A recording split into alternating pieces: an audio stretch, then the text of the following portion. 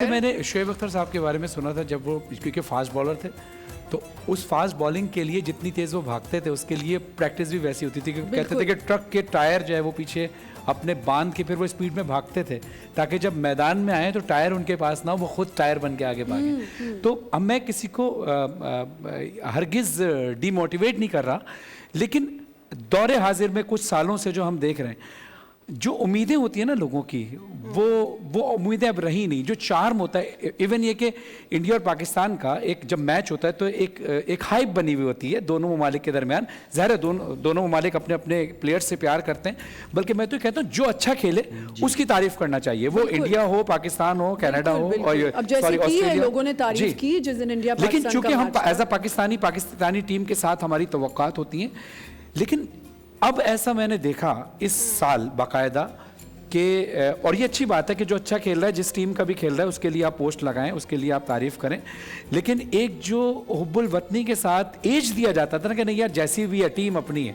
अब वो उम्मीदें लोगों में से बड़ी कम होती हुई नजर आ रही है। मेरा ख्याल है स्टैग्नेंट हो गई है। अब फेथ इतना है दूसरी टीम्स को अपनी टीम पे कि हमारी टीम का हम कितनी भी दुआएं कर लेना, उनकी टीम्स को इतना फेथ होता है कि जीतना तो हमारी टीम नहीं है। लेकिन देखो पता है क्या आमना, द थिंग इज दिस, ऐसा तो नहीं है ना कि पाकिस्तान में क्रिकेटर बनना बंद हो गया या पैदा होना बंद हो गया। ऐसा नहीं है कि ये कोई बंजर जमीन है, यहाँ से अब कोई और क्रिकेटर निकलेगा नहीं। आप जब भी ये ठान लेंगे कि आपने अपनी क्रिकेट को रिवाइव करना है, आपने अपने सिस्टम को उस सिस्टम के पैरेलल चलाना जो बाकी दुनिया चला रही है, जैसे हमारे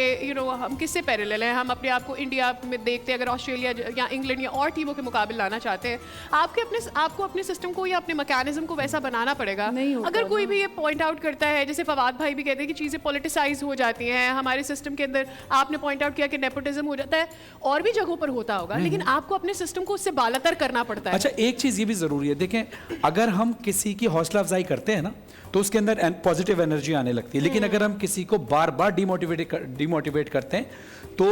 भी उसकी जो सलाहियतें हैं वो ख़त्म होने लगती हैं, उसका हौसला टूटता है। हमारी जो कौम है, मैं समझता हूँ कि एक हद तक डिमोटिवेट भी करती है और मोटिवेट भी करती है, तारीफ भी करती है, तो तारीफ भी करनी चाहिए, लेकिन इसके साथ आपने सही कहा सादिया के सिस्टम भी अच्छा होना चाहिए। अगर प्लेयर ही अच्छे नहीं आएंगे तो हम जबरदस्ती की तारीफ कैसे करेंगे। कल फवाद भाई हम अपने शो में जो बात कर रहे थे कि अगर कोई भी इंडियन किसी प्लेयर के ऊपर, उनकी ही किसी काउंसिल मेंबर ने एक तनकीद, कांग्रेस मेंबर ने तनकीद की थी रोहित शर्मा की बॉडी के ऊपर कि वो ओवरवेट है, तो ना सिर्फ युवराज सिंह के जो फादर है वो, बल्कि उनका जो बोर्ड है यानी BCCI है, उन्होंने शटअप कॉल दिया कि not raise a finger on us. ऐसे तो हमारे जो प्लेयर हैं वो भी एक ओवरवेट है, मेरे ख्याल से मोइन खान साहब के फर्जंद हैं, लेकिन अच्छा आजम खान कितना अच्छा खेलते हैं। पॉइंट ये है कि आप किसी को बॉडी शेमिंग या किसी भी और तरीके से नीचे लाने की कोशिश कर रहे हैं, लॉजिक क्या है, बात की सेंस क्या है, और जो आप बात कर रहे हैं उसकी दलील क्या है, आप उसे क्या प्रूव करना चाह रहे हैं, ये इंपॉर्टेंट है।